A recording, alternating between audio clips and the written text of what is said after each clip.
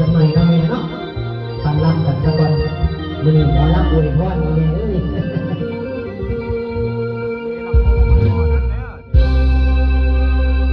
นี่ละน้องในใจ